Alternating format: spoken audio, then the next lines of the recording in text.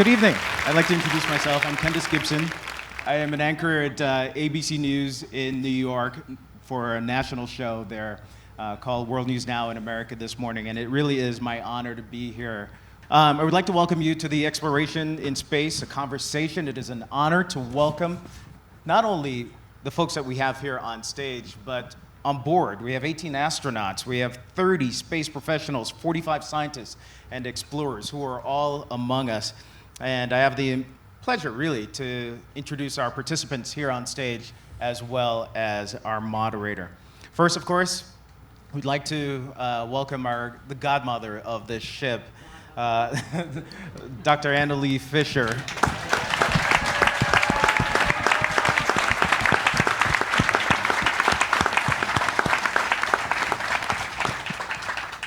And next, I would like to invite our participants and introduce you to them. And there are many, as you can see, with a lot of history, so we'll get straight to it. Tony Antonelli. Tony right there. So Tony is a former U.S. Navy captain and retired NASA astronaut who served as a pilot for multiple missions to the International Space Stations. Jean-François Clairvoy, I hope I pronounced the French correctly.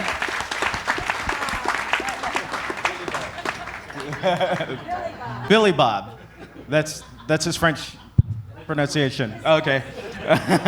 So he's been an active astronaut since 1985 and has flown on the space shuttle to study the atmosphere, resupply the Russian space station Mir, and to repair the Hubble Space Telescope. He is also the chairman of Nova Space. John Fabian.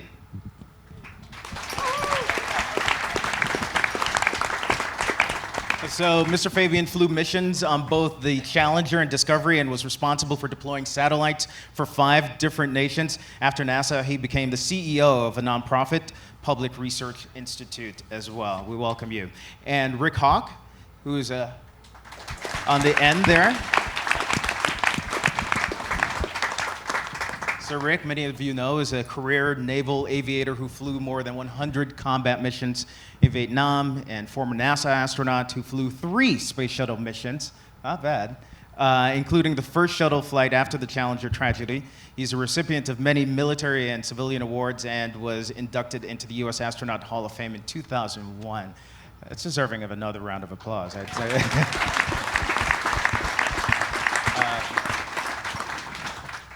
Jay Honeycutt, who's right there, is So Jay is the former director of NASA's John F. Kennedy Space Center, a former director as well of shuttle management operations. He has received many significant awards, including both NASA's Exceptional Service and Exceptional Achievement Awards. Jay, thank you for being here with us. Dr. Richard Linehan.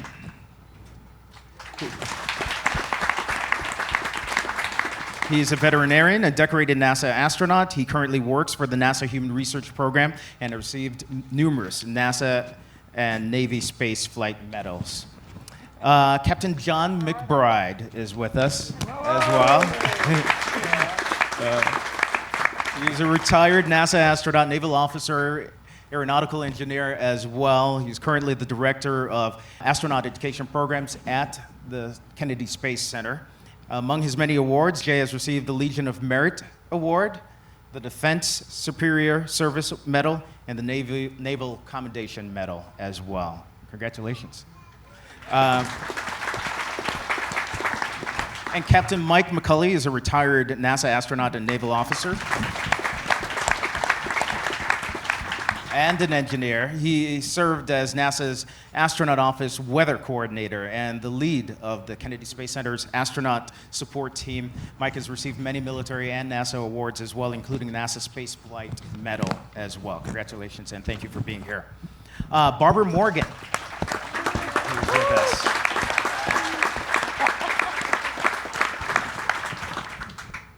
So happy to have you here. Trained for the Teacher in Space program and served on Space Shuttle mission STS-1118, flying on a 2-week mission to help construct the International Space Station. She retired from NASA recently, 2008, to become Boise State University's Distinguished Educator in Residence. Thank you so much. Pablo Nespoli. There you are. Did I say it correctly? This is like close enough. He's an Italian astronaut and engineer who has logged a total of 313 days in space, flying multiples. He's like, hey, it's just like any other day. So he's flown multiple space shuttle missions to the International Space Station as well.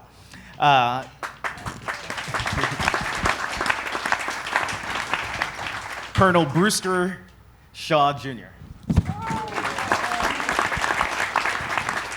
He has served the United States in aerospace with government and industry teams throughout a career spanning 43 years. He's a pilot and commander of the Space Station Columbia, or Space Shuttle Columbia, and commander of the Space Shuttle Atlantis, and was inducted into the Hall of Fame for astronauts back in 2006. Not that long ago. Congrats.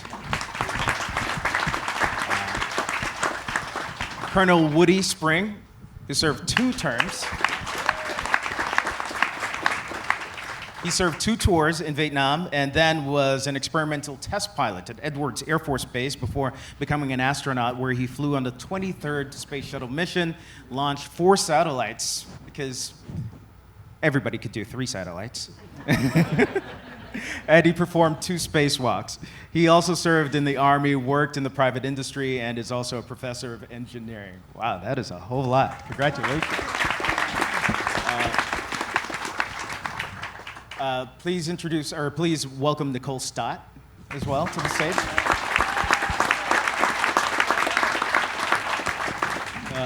Ms. Stott's experience includes 2 space flights and 104 days spent living and working in space on both the Space Shuttle and the International Space Station. She was also a member of the crew of the final flight of Space Shuttle Discovery.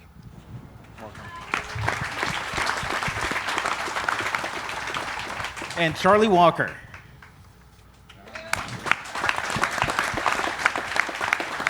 Who's an engineer and researcher and was the first private industry astronaut on board the 3 Space Shuttle mission, and later helped design the International Space Station. And while these guys have great experience, I'm really, really excited about the last one, because I've spent many, many Friday nights with this woman, but she doesn't know that. That's typical for me.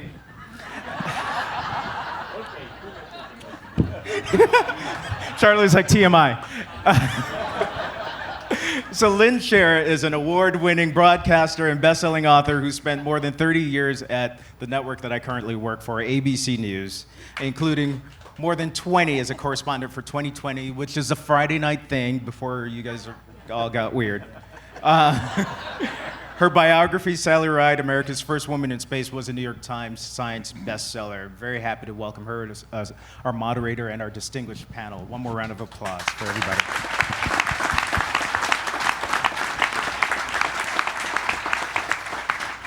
Thank you so much. I've already told him that unfortunately I can't watch his program because I'm sound asleep in the middle of the night. This is what happens when you. So are you? All right. Thank you. Welcome to all of you. I want to just start off. A few logistics. We're going to talk among ourselves. I hope it will enlighten and also amuse from time to time. At some point, don't hold me to it, but at some point, we're going to open it up to questions from the audience. So please be sure to keep all those questions in your brain. Let me start out with just a little bit of math here. There are some 7.5 billion humans on this planet. Of them, some 536 have flown in space. Of them, 14 are sitting on this stage.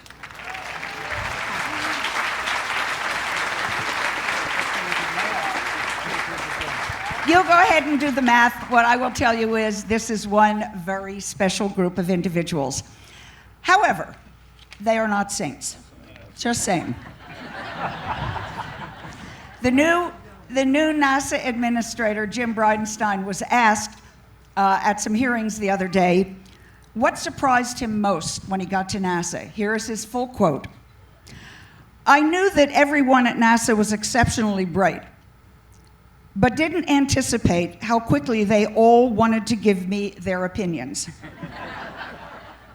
They are not shy, he said. With that in mind, let's get started. My first question really is, those of you who flew some time ago, you've had more than a couple of weeks or a couple of months to digest what you saw and what you felt. And my question is, what's the one or two things, today when you think about it, what is it that you saw or heard or felt that makes a difference in your life right now? What do you conjure up when you're thinking about your flying days? Well, I think the number one thing to me is being a part of this amazing team and all these people and all the friendships that I forged with all of you, with so many of the people in this room, all the people that were in my class, and then all my office mates. Many of the people here are people that I shared offices with, and it's really been amazing. But then also looking back at what together we've achieved. It's a very complex question, but and each one, I guess, thinks in a different way. I get this question all the time. So what are you missing when you're back on the ground? And of course, I miss floating around, being Superman, Spider-Man. I miss looking at the earth. I miss working and feeling that I'm really doing something important for me, but also for everybody else. I miss, the tension, but the fact that you then produce something.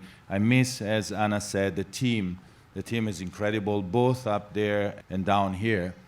But then, I'm here on Earth, and I'm trying not to miss things. I think instead of sitting there missing stuff, I try to look forward, and I'm thinking I'm grateful that I was able to make my childhood dream come true. I was able to experience all of this, and so I'm not sitting missing them. I'm sitting pleasuring thinking about them and trying to give them to the others. So I like to go around and talk to people, talk to kids, talk to them about dreams that can come true, talk to them about Earth and the way you see things from up there, the fact that I think everybody should be up there. Everybody should try weightlessness, and everybody should try to look at the Earth from up there, because you come back kind of changed. But until they do, that's what you guys are here for, to explain what it's really like. I'm remembering a time when I once asked Gene Cernan, who of course was the last human to leave his footprints on the moon. I said, when your mind is idling in neutral, what do you think about your moon trip? And he said, driving the LEM. He loved driving the rover over the hills and the valleys in the moon. Nicole, what about you? What do you think about when you think about your time in space? Well, I think it's, even when I think about my time down here, let's say on Spaceship Earth, I think about it with gratitude. We were just saying, is it special? Is it what? I mean, I feel like I was blessed to have that experience. And certainly, as Paolo said, there's the floating, there's the looking out the window. But in the end, I try to figure out how to sum it up, simply. And for me, it really came down to three things when I reflect on my time in space, which I'm also trying to use in a way that takes advantage of the experience and allows me to share it with other people, but to have positive action come from it as well. And the three things that I think about every day now are, and they'll sound really simple, like kindergarten level stuff, is we live on a planet, we're all Earthlings, and the only border that matters is that thin blue line that blankets us all. And I honestly, I really feel like it's down to that, that very basic nature of it. And if every one of us just thought about that like once a day, like just even considered the fact that we live on a planet, which I don't think we do a lot, decisions become different. And for me, that's what I think about with the time and space. I'm going to take advantage of this time, and I'm also going to say thank you in a way that I'm going to say thank you on behalf of all of the astronauts in this room, because there's a gentleman sitting next to me who, and I'm probably going to be a crybaby, who not one of us that flew in space in this room would have done that without this man. And I know my personal story. You should explain exactly what Jay did that made your life work when you're in space? Well, I can start with the fact that I met my husband through this man and his beautiful wife Peggy, who's in the back there. I can embarrass her.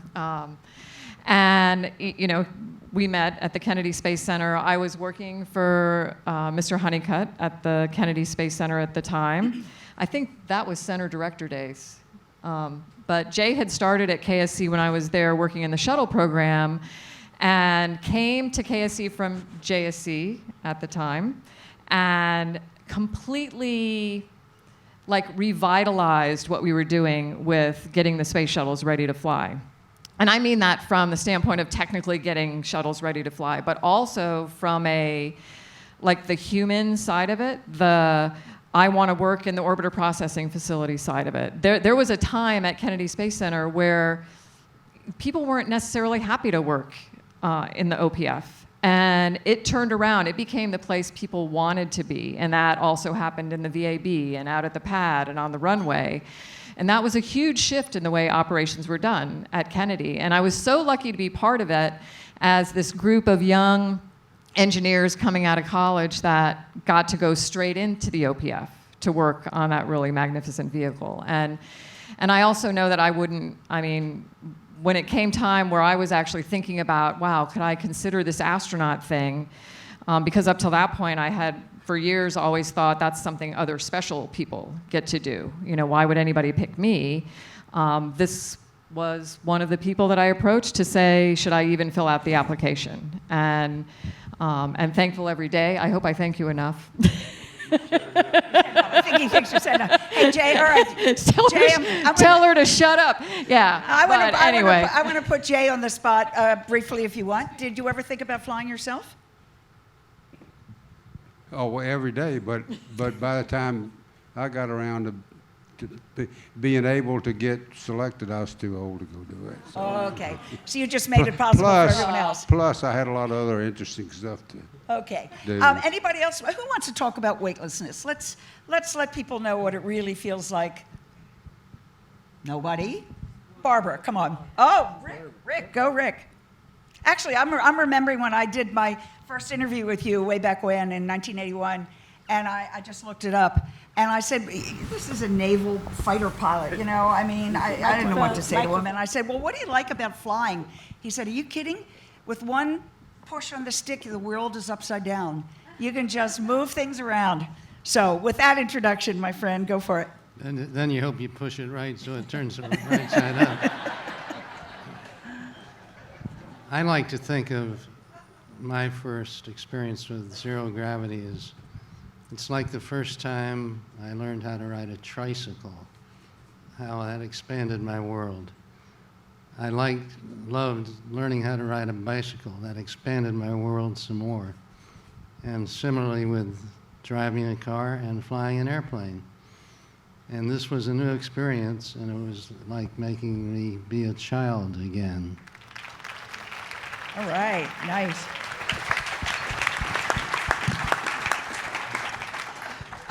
Nicole talked about what she saw from space, which I assume we're talking about the thin blue line of the atmosphere, that tiny little thing protecting us, has changed your outlook. What about some of the rest of you? What did you see or feel up there that may have changed your thinking about how you operate on a day-to-day basis? Or does it go away the way so many other things in our lives go away when we move on to the next thing? Anybody want to take that? Woody, how about you? I didn't get a chance to say no. Nope. There you go. No, being on space is spectacular. I mean, I've been asked, did you have a religious experience? And the answer is no. But I kind of do, if you climb a mountain, anybody been up on a mountain and looked at the sunset or the sunrise from high altitude, or been on an airplane at 3 o'clock in the morning waiting for the sun to come up so you could do testing? It's gorgeous. And when you're on orbit, every 45 minutes you get another sunrise or a sunset, and it's just, you're so aware of God's beauty on Earth, and it is a fragile planet, and you look down, and everything you know and love is down there. And I can't put it into specific words, but just the feeling is, oh, wow, It's beautiful. I mean, just wow. And it's just what a privilege to be there, like Nicole said, to be part of the team, to make it happen, to advance our knowledge just a little bit. It's just wonderful. What an opportunity. Nicely done. Anybody else? Give them a hand. Weightlessness. John? Well, I remember the great joy it was to put my pants on 2 legs at a time.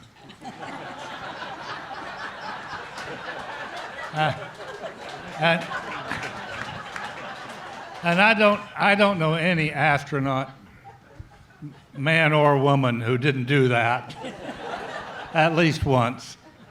And Rick and I are about the same age, and today we have trouble just getting 1 leg in at a time. But it is a really unique environment. You know, we're high enough that you can turn your head from left to right and see across North America. It's just an incredible visual opportunity that astronauts have. But the most amazing thing about flight are the people that you fly with. Brewster, you're also a military guy with a lot of flying experience. What was different about flying the shuttle from flying, I don't mean just the mechanics of it, but about what you felt when you flew in the shuttle as opposed to when you were flying planes? Well, I started off in a single-seat fighter, and then I flew a 2-seat fighter. And in the space shuttle, you have to get along with a lot more people, and that's really hard.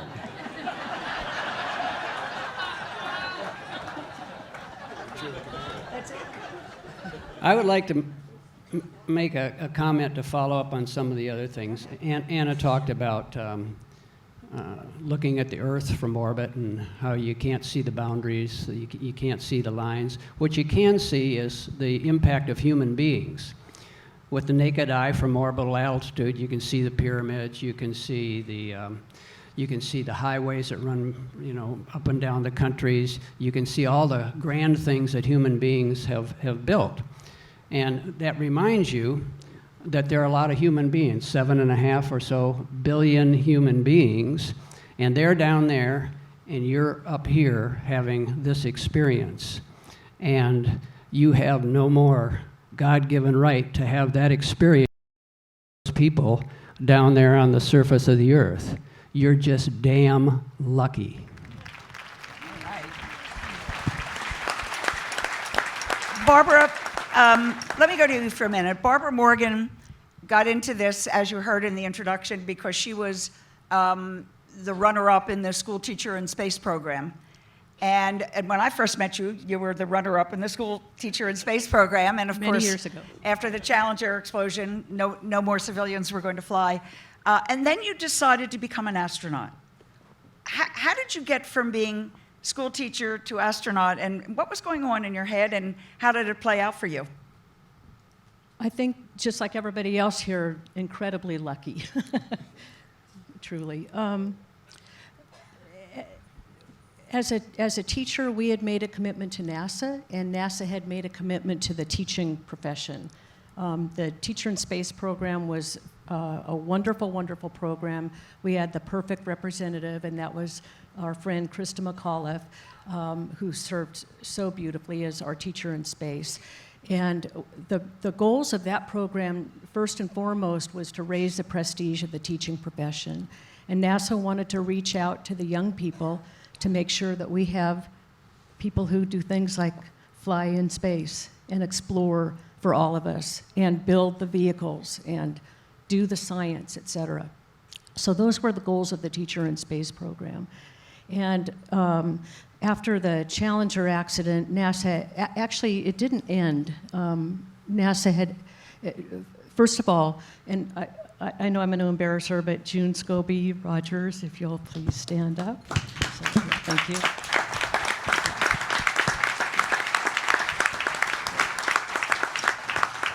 And her lovely husband, Don Rogers. Please stand. There you go. So June was our commander, Dick Scobie's wife. And after the Challenger accident, and Anna, thank you for that lovely tribute this morning in today's Viking log. It was wonderful. But June and the crew put together a living memorial for our wonderful crewmates on the Space Shuttle Challenger that reaches hundreds of thousands of students every year and gives them the opportunity to explore and discover and know the joy of exploration and discovery and get the skills that they need to go on and do these kinds of jobs. And so that was one of the best outcomes of the Challenger.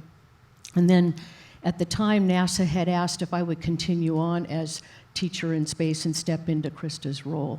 And the way I looked at it was we had school children all over the United States and around the world looking at adults in a terrible, terrible tragedy. And what do adults do? And I felt, well, as a school teacher, I know that you can talk to kids. That's not how they learn. They learn by doing. They do learn by watching as well.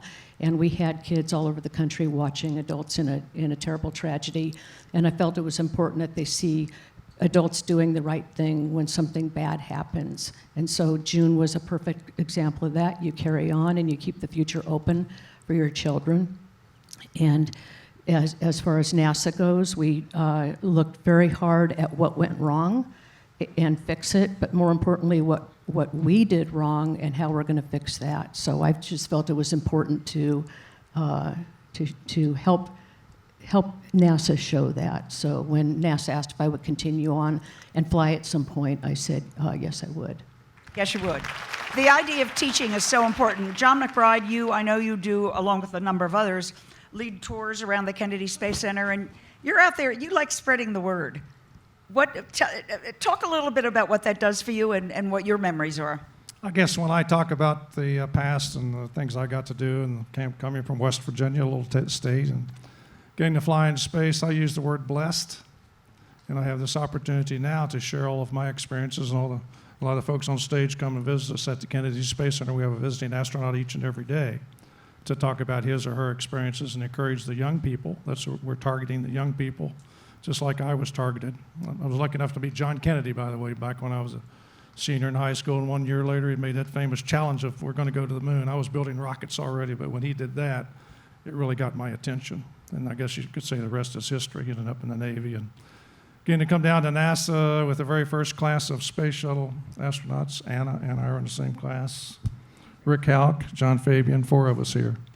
Came down in 1978 as the first class of people chosen to fly the space shuttle. So we were very fortunate to all join together. And Brewster, yeah. Brewster was blocked out. 5 of us here. Sorry, Brewster. He was Air Force. Sometimes we forget that. Sorry. Anyway, it was a great group of people, and I love to use the word. We were blessed to have come down there together, and each and every one of our classmates got to fly at least one mission into space. So I guess you could say NASA did a pretty good job in selecting and training us. What do you think about when you think about being in space? Is it microgravity? Is it something else? No, I mentioned the word camaraderie and your crewmates and working together. Teamwork, by the way, for you youngsters, there's one key word you got to remember the rest of your life, and that's teamwork. You can't do it all by yourself. So teamwork is the classic word for all of us that I think we need to use and remember. My fondest memory of space is not, well, obviously the training and the execution of the flight plan, doing all those other things, but my first and most vivid memory is my first observation of Earth from space. This thing I dreamed about all of my life. And 45 minutes after liftoff, we get out of our front chairs, and I hadn't seen the Earth yet until I moved aft and set up the switches to hit the button to open the payload bay doors. And as the doors opened, I had to take a deep breath and just almost fainted because we were over Australia. We left Kennedy 45 minutes ago, and now I'm over Australia, looking at the beauty of our Earth and traveling about 6 miles every second across Australia in about 15 minutes. And it was enhanced by the fact that right next to me, I actually looked over and put my arm around him with the first Australian, Paul Scully Power, to fly into space, was right there with me at that same time. And we had the first Canadian, the first flight with 2 women. The first crew was 7, so we were doing lots of things back in those days, building our capabilities and doing lots more each and every mission that we flew. So I was just blessed to be included with Anna and John and Brewster and Rick in that very first class of space shuttle astronauts. You talk about looking out the window, and I think we've all seen all those images of astronauts looking out the window and making the comment later, there's no territorial lines, it's just countries. Mike, let me move over to you. And did you spend a lot of time looking out the window, and what did you see that most turned you on? Every second when I wasn't doing something else, my face was in the window. And I discovered that I could put my face in the window and turn upside down on the side, and it was almost like being in a spacesuit doing a spacewalk because you couldn't see anything else. And this experience was awesome. And so the Earth, we've mentioned the atmosphere, we've mentioned the other things about it, but I remember John Young once giving a speech to us and talking about why we do this, and one of the reasons was we need to establish a human presence off the face of the Earth.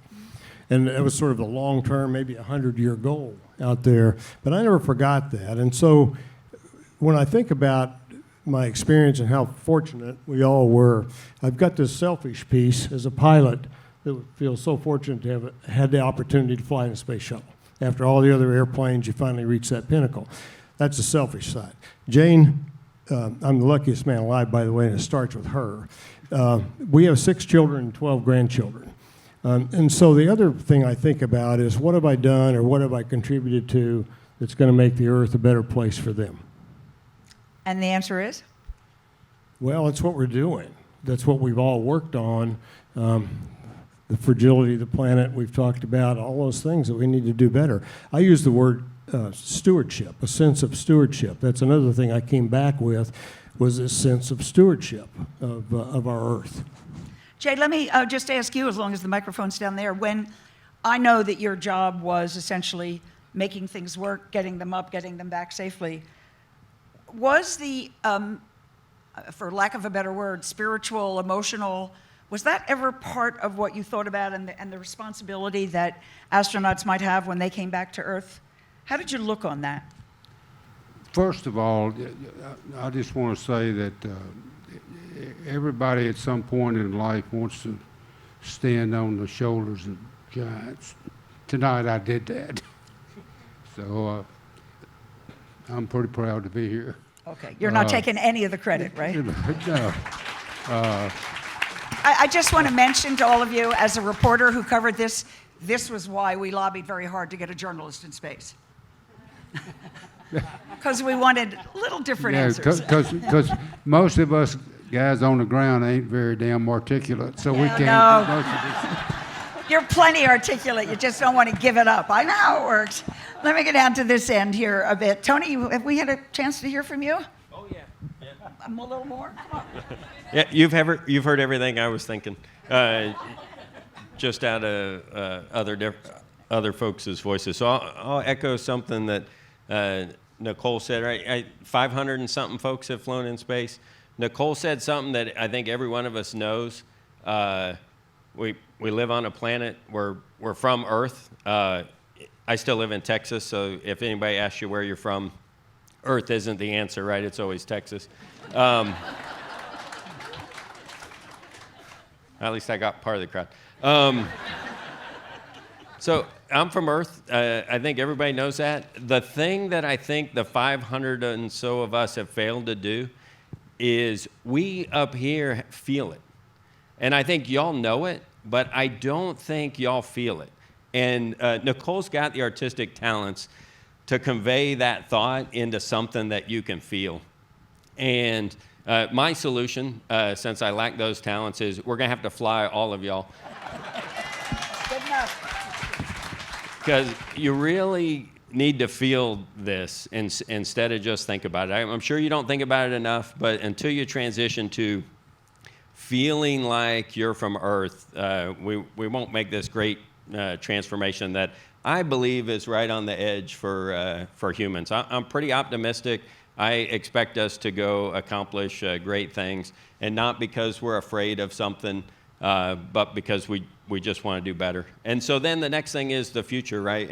And some folks talked about this, about what we can do going forward. I'm currently working today on figuring out how to do long duration, deep space human exploration and solving all the challenges that come with that.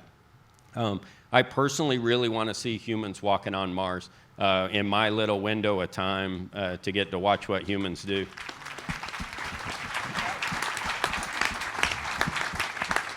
I'm coming next to you, Billy Bob, but just a minute. When STS-1 flew in April of 1981, a young woman in my office said to me afterwards how excited she was. It was wonderful. And this is the quote. She said, "I could feel the future." And it was a breakthrough in so many ways. But back to where you just ended, where do we go now? Is it Mars? Is it the moon? Jean, you want to take that on? Yes, like Scott Kelly said, we hope that there won't be any more all human on Earth from now on. That means Earth, including atmosphere. That means we hope that there will be always at least one human in space, and there is no reason why we should not go further at some point. I do believe we will go to the moon in the next decade or so. We will go around Mars in the 30s, on Mars, hopefully before the mid-century in the 40s, and it's in our genes. So we can do it. We want to do it, and if we spend not too excessive money, like in Europe, human spaceflight share of Europe is like around €1 per year per person. Education is €2,000 per person per year. So it's reasonable. Right. So let's not try to do a race like in the times of the Apollo, but let's take the time, but do it. And we have to go step by step. And about just weightlessness, I was thinking, you talk about your trousers, the two legs at the same time, but did you pee upside down without the fear to mess up the... Well, thank you for that, John. But no, seriously, about weightlessness, I want to say something because... Stewards are now afraid that everybody is going to try this. No, I fly regularly weightlessness on a zero-G plane, and, when you're in weightlessness, your body doesn't press on anything. You don't feel pressure on your body. So if you don't have anything that reminds you you have a body, like somewhere that itches or pain somewhere, you end up being a floating conscience. You forget you have a body. And you feel you are just, by the window, you look at the Earth, you think, so you have a mind that's thinking, but you forget you have a body, and that's unique. Yeah. You need to be floating. We always rest on something. We stand up, we sit, but and for this, especially looking at the Earth, and I want to add something to what Nicole said, about your first question. Since I flew in space, I feel I am a crew member of Spaceship Earth. Not passenger waiting for people to take care of me, but crew member with a responsibility in conducting the ship. That means knowing how it works, then writing the procedures, and then not consuming more resources than I get every day. We don't want to lack, resources at the end. And this is, I think, the goal that we should have as humankind. And something I feel about space after having flown, in an international partnership, when we join forces, we can do great things. Yeah. I mean, the space station is incredible. I mean, look at this space vehicle, 110 meters wide, 70 meters long, with Russians, Canadians, Japanese, 10 countries of Europe, the US, USA, and it works. And with Anna, we work on standards with the Russians who are here, some of them, and defining common standards for how to display things, how to define procedures, and it works, and it works well. So this is what we should be continuing, we should be keeping doing for the future, to go together to the moon, to Mars. Let me move over to Charlie Walker now, because Charlie, you got into NASA and you became an astronaut from the commercial side as a payload specialist. The future has to be public-private, correct? There's no way we're only going to do things through the government from now on. That's my perspective. And one slight modification, not a correction, but I never received a NASA paycheck. So there was, NASA trained me, sure, because they had the vessel that was going that way to do both the government research, the academic research, and what I was a part of was some of the very first commercial industrial research in space. And there's absolutely, in my opinion, as we are all seeing today, as evidenced by investors in the United States, but international individuals and international monies being invested in reusable launch vehicles, spacecraft, capsules, human as well as cargo vehicles that are being designed, developed, invested in, and built by industry. That is going to become and should become a growing part of what we see as human activity off this planet.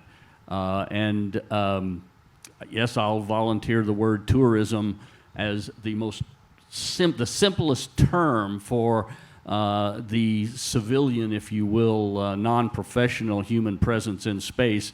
I think it's a much overused term, tourism. I think it's also an erroneous term for the experience. It's like, I'm going to suggest that it's the suggestion like having a European citizen from the fields of Norway aboard a Viking vessel 2,000 years ago. They'd have to get a little training and be ready for the severity of the environment and the conditions. For a while, it's going to be roughish, rougher than life at home in front of television and in front of Wi-Fi and internet, to go into space and come back again. But that's the challenge. That's a challenge that both government has been up to in numerous countries for the past 50 years. Industry needs to be up to that challenge, needs to respond to it. And yes, I agree that also it would be a good thing for all of Spaceship Earth if more and more of our crewmates on Spaceship Earth, as Billy Bob so aptly put it, have the opportunity, the challenges, and accept the opportunities to travel to space. And industry is going to be a part of that, as well as we are finding resources and processes to bring back to us here on Earth more and more benefits of the unique environments out there. I like to say that the civilization we have on as human beings on our spaceship Earth today, this civilization comes from 150,000 years of human discovery and investment in and research on and development of the control of fire, the control of pressure, and the control of the composition of materials. We just now, in the past few decades, as human beings, have been able to control gravity.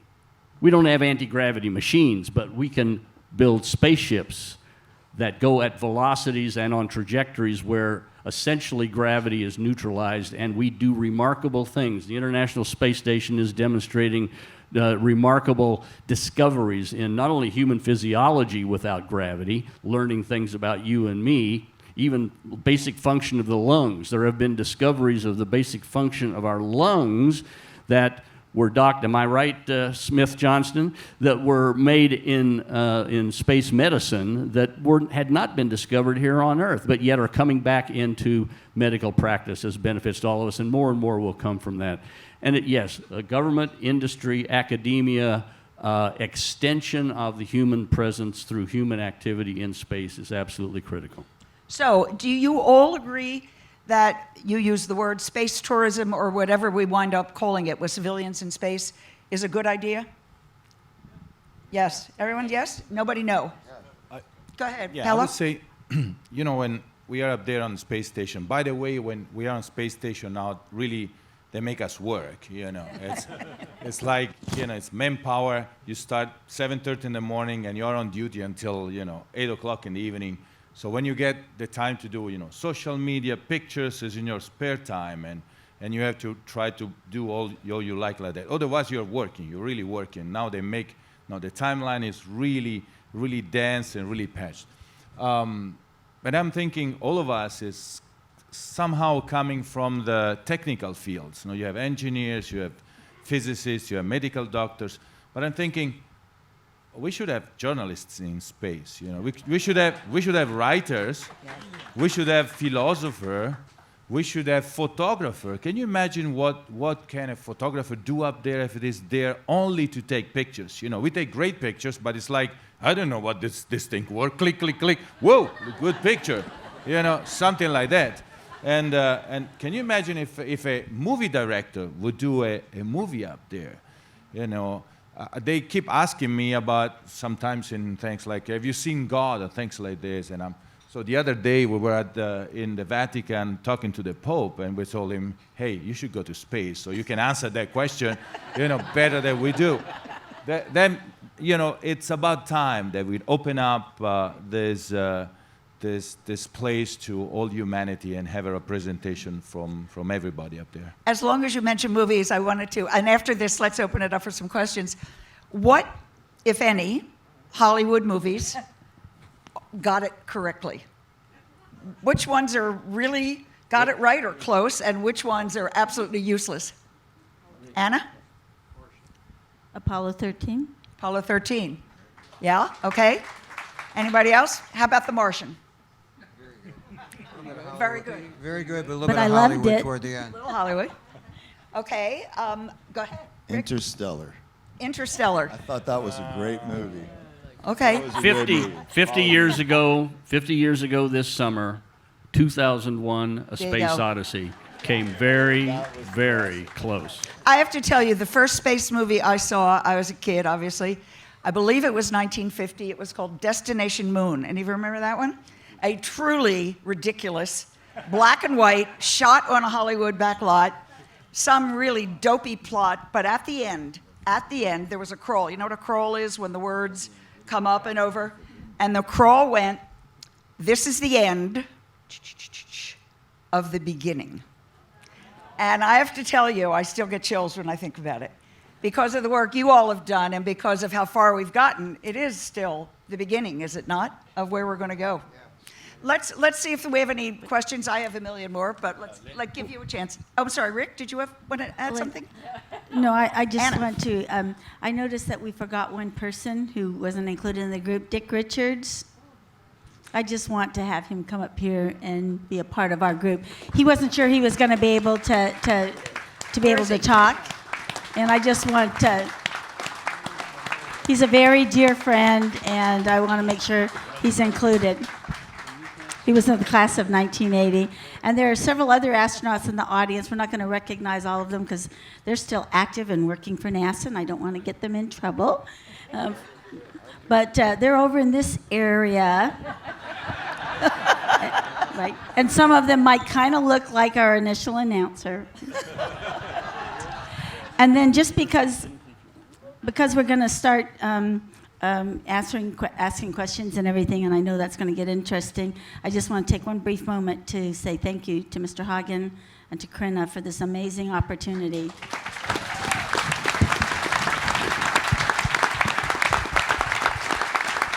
I was talking with my friends, and I don't remember ever having a group of all of us get together and talk like this, and I always learn something every time I sit and listen to my friends and my colleagues talk. And you're asking the question about one of the, what's neat about being an astronaut, and there's many neat things, but one of them is the privilege and honor of working with these amazing people that I've had the honor to work with, that are friends and people that I deeply respect. And the ones that I invited here are the ones that I think the absolute most of. A few of them couldn't come because of other commitments, but I think these are some of the finest examples of anyone in the space program of that 500 and something number. And so just want to thank all of you for coming, and thank you, Tor and Corinna, for this absolutely amazing thing, because you promote exploration just as we promote exploration here on Earth. I wish you could bring some of your comfort up into space. At the float out, I challenged Tor to build the first cruise ship in space, and I definitely would love to go cruise on that spaceship that I want to name Discovery. All right. And I want to be the godmother. And so, Anna, we all thank you for thinking of us at this moment. But since you brought Dick up to the stage, let's give him hi, Dick. That's exactly what I was going to do. Let's give him a chance. lingering impressions, the future, you pick your topic. Are there any Italians here? Oh, there's one right here. I sometimes get asked about what was the first thing I saw from space. And on my very first flight with Brewster Shaw, you don't see anything when you lift off. And it was like 10 minutes into the flight, and all of a sudden Brewster pitched the vehicle over, and it was a very clear day in Europe. And all I saw was this beautiful continent, and then I looked out and I saw this country that was completely defined by oceans and seas, and it was a clear day all the way to the boot of Italy, and Italy, you never looked any better on that particular day. So we've been back many times, and we will. You've got a beautiful country. All right. Now, Dick Linehan, did you have a chance to answer the best memories from space? Would you like to weigh in on that? I guess, I mean, I'd have to echo everything that I've heard, but the one thing for me was I always wanted to go to space somehow. I didn't know how I was going to do it, and I remember, I think I was 12, I watched them walk on the moon, and my grandfather brought me outside and said, look up there, you know, and I go, there are people walking on that right now. And I remember going, man, how can I do that? And, you know, all through my life, I didn't really know how I was going to do that. And, you know, you meander the way you go, but somehow you try to make what you do work in the end for what you want to do. And so when the time came, I applied, and I got lucky and got accepted in the 92 class. And we were supposed to go to the moon. We were supposed to do some other things maybe, but we flew the shuttle, and that was the heyday. It was amazing flying on the shuttle. But Anna talked about this the other night. She said that when you go to space, first you look down and you see where you were born, and then you see your state, and then you see the continent, and then you just see the world. And for me, everything just kind of came up, and it was like everything's down there, I'm up here, and I want to go out there. And it just changed me. So when I came back, it's like I think if everyone could go to space, the one way you'd be changed maybe is you realize what a small place we live on. It's just tiny little globe, and the infinite, you just look over your shoulder and it's there. And I just, you know, I think Stephen Hawking said it best. He said, you don't want to put all your eggs in one basket. And then to paraphrase Carl Sagan, I think he said, you know, we were born wanderers, we'll always be wanderers, but we sat on the ocean, the shore of the celestial sea for too long, and it's time to move out. And that's the one thing that's changed me. It's that I just see us as a spacefaring species, and I hope it continues. All right, thank you. Let's have some audience questions. I think there's, yes, sir, go right ahead. My question is, the United Nations hasn't really had a major impact in solving some of the world's conflicts. All of you have been up there looking down on the world. Russia, as our historian has said, China and the United States have been dominating space. Does this mean that the UN of the future, with all you as custodians of the United Nations Council, is the new model? Maybe NASA or aerospace is the new model for the solution of world conflict. I would love your answer. Thank you. Who might like to answer that? I feel as if I want to throw it at you because of your ocean experience. I can say just a few words. Before going to space, astronauts have to sign the code of conduct, how to behave and to treat the others and to respect and be careful with the resources, etc. If you replace crew member by nation, it fits perfectly as the ideal way of behaving to manage planet Earth. But I don't know by heart this code of conduct, but maybe Nicole knows, or Paulo signed this recently. I want Nicole to speak out because are you the only one on stage who's lived both in space and in the sea, underwater?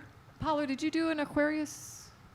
So Nicole else? can explain it better than I can, but she has not only been on the space station, but spent time in a submersible under the water, and has a very unique perspective in that regard. Well, I think we kind of joke about it as this like inner space to outer space experience, and it certainly gives you a whole new perspective on where we live on our planet. This may be kind of the micro view when you're underwater, and then the macro view when you're in space. But even on that mission, and it goes to what Mike said about the key being teamwork. And we look at that during our missions, whether underwater, we're on a space station, and it's not just the 6 people from these different countries on that space station, it's the thousands of people on the ground across the different programs that, like Billy Bob has said, have written the manual, the operating procedure for how you're gonna work. And I believe, like I think most of us, if not all of us do here, that it's a matter of scale. And we wrote the operating procedure for the space station, as an example, both from the standpoint of when things physically, hardware-wise, don't fit together, we have decided how we'll work together to make that happen. And then when politically or operationally something isn't going the way one or the other wants, we've written the procedures for how we'll deal with that too. And it works. And on the space station, you can look at the last 20 years, we have peacefully, successfully been operating up there and doing really complex things. And I really think it's a matter of scale. We look at where we live as a spaceship, we behave like crew members, and we figure out how to write the operating procedure for how we live and work here. That might be simple, like a simplified idea, but I think it really is just a matter of scale. But it sounds as if, in answer to your question, which of course nobody here really can answer since we don't know what it's going to happen going forward, it is about different countries, different personalities working together, which may be the new model. Another question from the audience. Yes, in the middle. SpaceX seems to be making lots of progress and getting lots of press. Do you think they're ahead of NASA in getting to Mars? I haven't heard anything about that. SpaceX being the Elon Musk private enterprise. Are they ahead of NASA? Well, I mean, yeah, but NASA's decided for it to work that way, right? Who wants to talk about Jay, can you talk about that a little? It's a different game than what it used to be. Well, yeah, they're doing different things. Are they ahead of NASA? Well, I don't. I mean, in my view, it's 2 different races. They're in one, which is to figure out how to get on orbit fast and cheaply, and benefit from that from a commercial point of view. NASA is looking at more of a long-term. How do we want to, if you will, skip going directly back to Earth orbit and get to the moon and then on to Mars? So I wouldn't put them in a competition because I don't think it is. I think it's two separate activities, both of which are successful. And SpaceX has been very successful, and I'm sure they're going to continue to be so. And they may end up with a comparable approach to going to the moon or Mars that NASA has, but I wouldn't. I don't put it in a competitive environment. John McBride? Can I jump in with a couple of things? So they're doing terrific stuff, and back to the movie question, the most important movie is the one that gets and keeps the next generation excited about space. So don't worry about the technical details of any of the movies. We just need everybody excited about it, and the stuff that they're doing is exciting.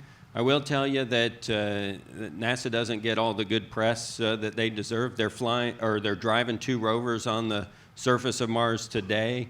They've got 3 Mars orbiters, Odyssey, Mars Reconnaissance Orbiter, and Maven in orbit around Mars today. They just recently launched a lander called InSight, and that's on its way to Mars. It'll land this November. So I'm good with it not being a race, but there's still a lot of great stuff going on that NASA's doing with Mars exploration today, all in preparation for human exploration of Mars. Thank you. John? I'd like to, there's one word we haven't heard tonight, and that's politics. You know, this thing we do, no matter what country you're from. The rules. No, it's the general thing about politics. You can't do anything. You can't explore space unless you got the people at the top who want to fund it, make it happen. And it can happen because I go back again to 1960 and 61 when John Kennedy said we're going to go to the moon by 1969, and people were saying that's impossible. You can't do that. But the government funded NASA to the level to where we made it happen. We landed in July of 1969. We fulfilled that promise. We had a Lunar Mars initiative back in 2004 where we were going to go back to the moon and on to Mars in the next 15 or 20 years, which is now. And we haven't even started that yet. And it's all driven by politics and the provision of the resources to make these things happen. So it has to be a priority if we want to go out and discover things. And people say, why are we spending all this money in space? We're not spending it up there, we're spending it here on Earth. And historically, NASA's developed about 40,000 patented technologies that affect the quality of life of everybody in this room. This ship is driven by NASA technology. So I can only think that in the future, by challenging us to go back to the moon and on to Mars, not by 2030 or 2040 or 2050, let's do it as soon as we can, because one of the things we've got to develop before we can even take off, and Paulo kind of touched on this, I think, is the ability to recycle and reuse everything we take with us. Yeah. We can't take enough food or water for a 2-year voyage to Mars and back with 4 people. You've got to have the ability to recycle and reuse everything, called a closed-loop ecological system. And we got to do that. And just think what that one technology will do for us here, humans here on Earth, by teaching us better how to recycle and reuse everything. We're burying ourselves in garbage, and we can't continue this for the rest of our human life here on Earth, so we got to do better. Thank you, John. Let's go for another question from the audience down here. Yes, sir. I'd just be curious on a perspective of the panel. In your opinion, are we it, or are there thousands and thousands of little blue planets floating out there? Is there life, is what you're asking? Yeah. Well, the best answer that I ever heard for that was from my crewmate, Dr. Joe Allen, who said that the absence of proof is not the proof of absence.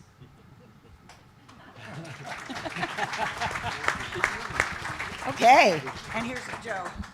Yeah. Another question from the audience? Yes. What is the best part of your job? What was the best part of the job? Okay, John. You need to go on a Viking cruise.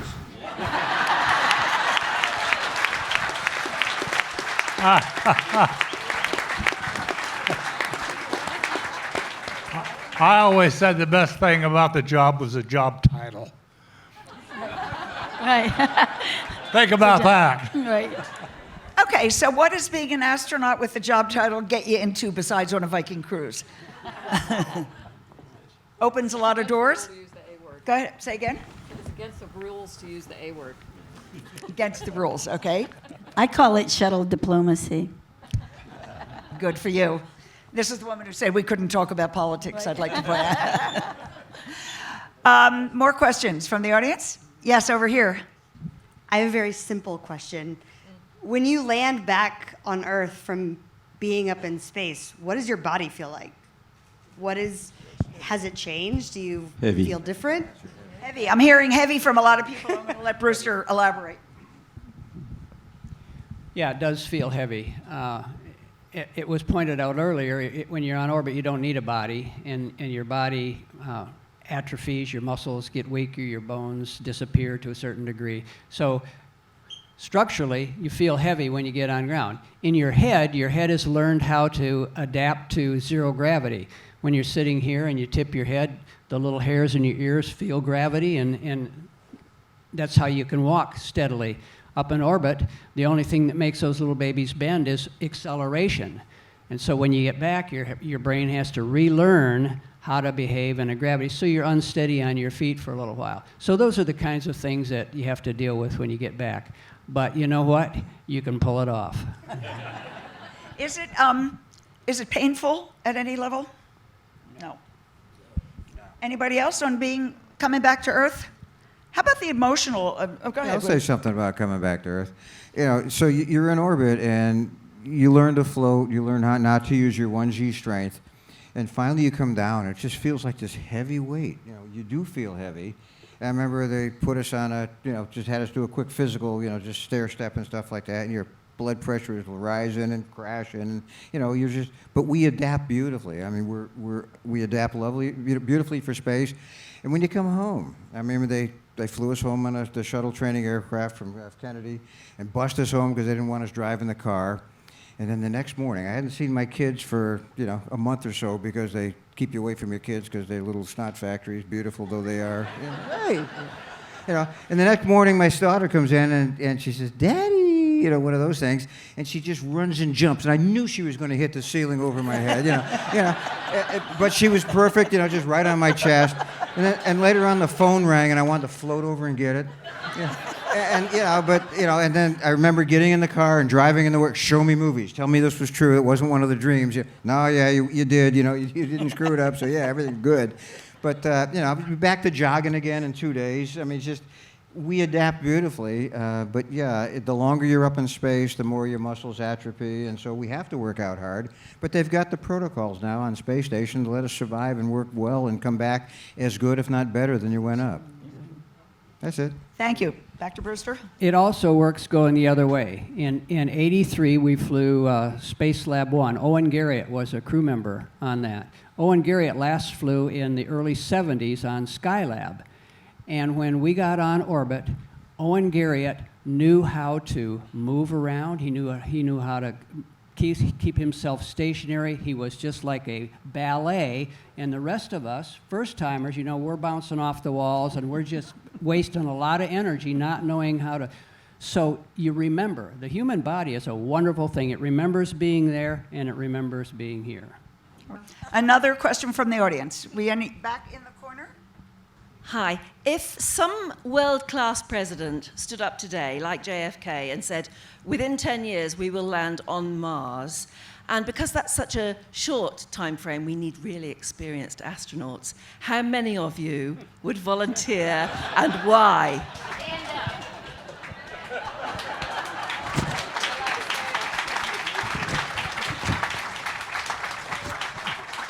Thank you for the question. That was a good one. We did have another question here. If you would stand up again, if you can just reach out for the mic. Hello. This will be relevant for the later astronauts, but do you have to deal with space junk? Like any dead satellites that might collide? It's a huge problem, space junk. Who wants to tackle that one? Nick, go ahead. I was going to say Paolo was just up there. Oh, Paolo, how about you? Right, you were the last one in space. What did you see? It's a good question, and there's obviously a lot of debris flying around there. A lot of stuff is coming from the universe. There's not much you can do about that. Many times you are looking down the Earth through the cupola, and you actually see stuff coming under your feet and burning up under you. What is that? Space junk, meteorite, something? You don't really know. We got a pretty big one coming not far away from station. If that one would have hit the station, it would have been in big, big, big trouble. Said that, do we worry about that? Yes and no. The space station was built with a kind of a shield around. So far, statistically speaking, space station has been there for 20 years. We never had any problem. That doesn't mean it will not be in the future, but from a statistical point of view, we are, yeah, exactly, no problem. So it's something that we are aware of. We flew for a long time. We did not think about this. We generated debris up there. Now there is a consciousness about this, the need of building satellites or stuff that doesn't blow apart or don't generate debris. The need of deorbiting things.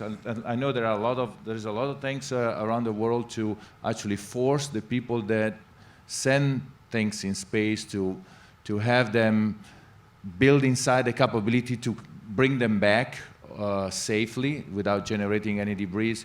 So, I mean, it's going to be an interesting thing. We hear about this Kessler theory about the fact that the debris in space are going to collide, and in the next few years they're going to generate a cloud of debris around the Earth that will be similar to the rings of Saturn, and it will be impossible to go to the moon or go through, or everything will be. I don't know about that. I don't know what you guys feel about it. In any case,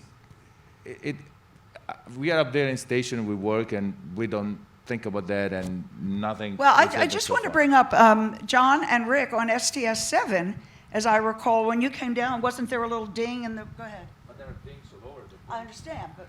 After a sleep period, we noticed that on the front windshield of the Space Shuttle Challenger, and by the way, we fly upside down and backwards. I'm glad ships don't do that. But we do that in order to protect, give it the maximum protection to the crew.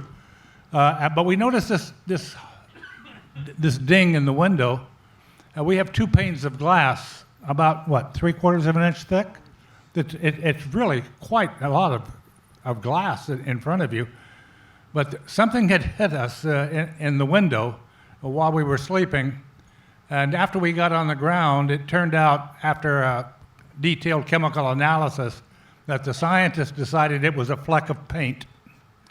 Just a fleck of paint had hit the window, and it went halfway through the outer of 2 panes of glass.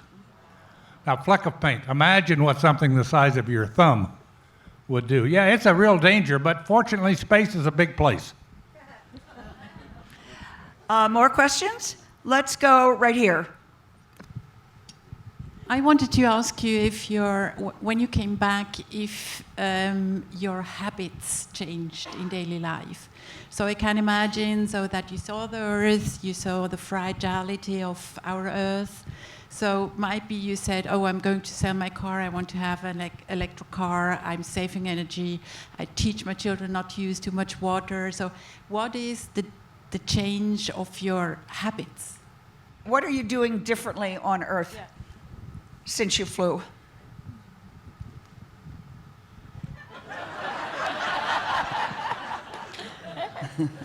You didn't like that question. Nobody gave me a Tesla, or I'd be happy to drive it. One Tesla coming up. I'm on my 3rd Prius. Okay.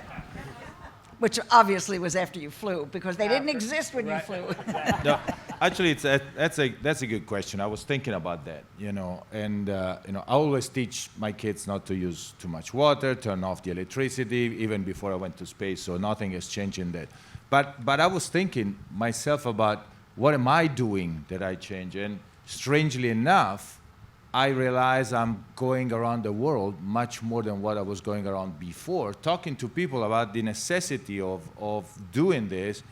And I'm flying on a jet thinking I'm burning a lot of fuel here. Yeah. And so in a kind of a strange way, I feel guilty because I know now I feels like I use more resources to go around. Now, I kind of think from a psychological point of view, okay, I'm using more resources, but I think I talk to more people, and then the net results is positive. But in fact, I feel I'm failing a little bit in doing this, especially if I'm going in a cruise, by the way. Right. Let me, before we go on to another question, I want to ask the audience a question. Do we have children in the audience, or have we gotten beyond bedtime? We've got a few. I want to know, among the children in the audience, how many of you think you might be interested in space travel as a something fun to do or as a career? Anybody? Highly recommend it. Highly recommend it from Nicole. Come on, Amelia. Okay, think about it. We're counting on you. Won't happen without you. You know that, right? Any more questions from the audience? Yes, June. Thank you all. You're terrific, great friends, all of you. When Dick Scobie came back from space and he was sharing with me what it was like to fly, I interrupted him at one point and said, but President Reagan mentioned every crew member's name except for you. Didn't that make you mad? And he said, oh no, June. What was important was the mission. We had a great, successful mission. I've heard from you all about the camaraderie. I've heard from you about the joy of flying in space. But how do you feel about your mission? Thank you. Thank you, June. So I think there are 2 ways to answer the question that you want to tackle. One is the sort of Uber mission, and the other is your individual mission. Who wants to go? Charlie, you look as if you're ready to go. Unfinished. Ah. I was asked to comment on the industrial, the private sector side of the possibilities, and certainly those are only just beginning. But to speak of, and so that was my mission aboard my flights, was to begin research and development toward industrial processes that could create or improve things that we carry to space using the microgravity environment, and then bring back better products like pharmaceuticals for us all. We have yet to see that accomplished because we don't have the regular transportation system, the efficiencies of up and down, the inexpensive transportation that's going to be required, relatively speaking.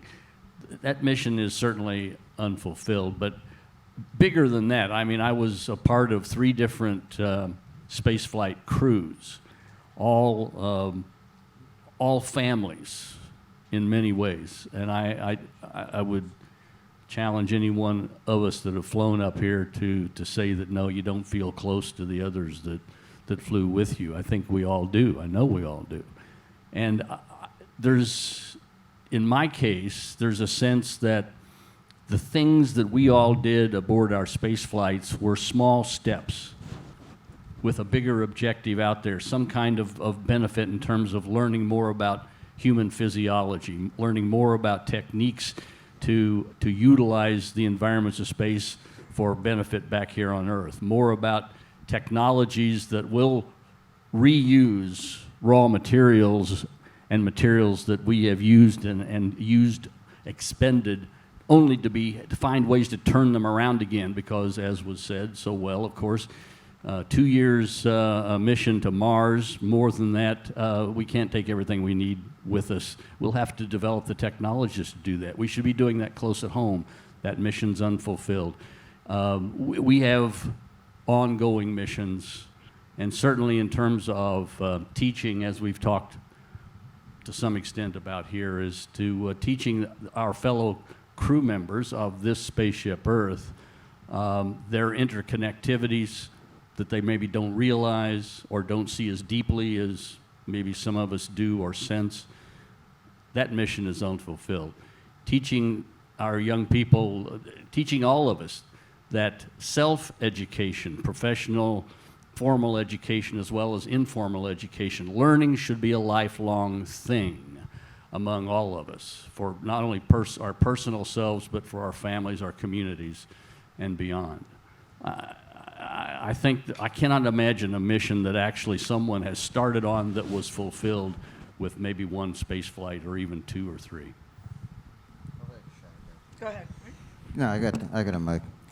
So the question is, as you go on your space shuttle mission, I mean, your purpose in life is to do that particular mission.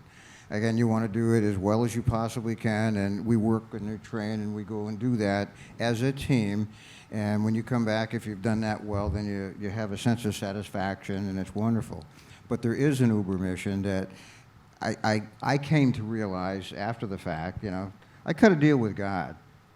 I don't know if he or she was listening. I don't know if they said, yeah, okay, Spring, I'm with you on this one. But you let me do this, I will carry this with me and try to do the best I can to help other people understand what the opportunities are and what we can do in space. And so I'm still trying to find out how do I make that realized, but I do a lot of STEM work. I talk to schools and high schools and things like that. And I think that's part of it. I think every one of us do some level of that. Of giving back. Of giving back. And to me, that is the lasting mission, the bigger one. I'd love to have had 5 or 6 shuttle missions, but it didn't happen that way. But I do have this other mission of helping share the word of what the opportunities in space are. I mean, the history of humankind is off this planet at some point in the future. And we need to prepare. It doesn't happen immediately, but we need to get ready for that. All right. Go ahead. Anna, did you want something? I just wanted to say that one of the other things that really struck me about the space program is when I took a 7-year leave of absence to stay home with my girls, and then I came back, and I found out that we were going to be partnering with our Russian partners, at first I was like shocked, couldn't believe that we were really going to do that. And then as I learned to work with our Russian colleagues, I learned just the real value to me of some of these large projects like going into space, is to learn to work together with our international partners. And two of the people that I worked with, Tatiana Matvieva and Sergei Bronikov, are here as part of my guests. And one of my most special memories of all is that I remember one day I was in Moscow, and Tatiana and I went out to have dinner. It was a full moon right by the Kremlin, and we're sitting there having dinner and a glass of wine. And I'm thinking to myself, I had seen that same scene on TV, black and white TV in the 60s with all the tanks and everything going by. And here we were as friends and partners sitting there having a glass of wine.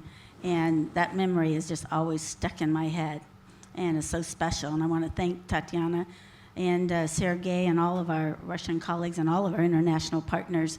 And I really think that's one way forward for all the other problems we're having in the world, and just wanted to mention that part of things.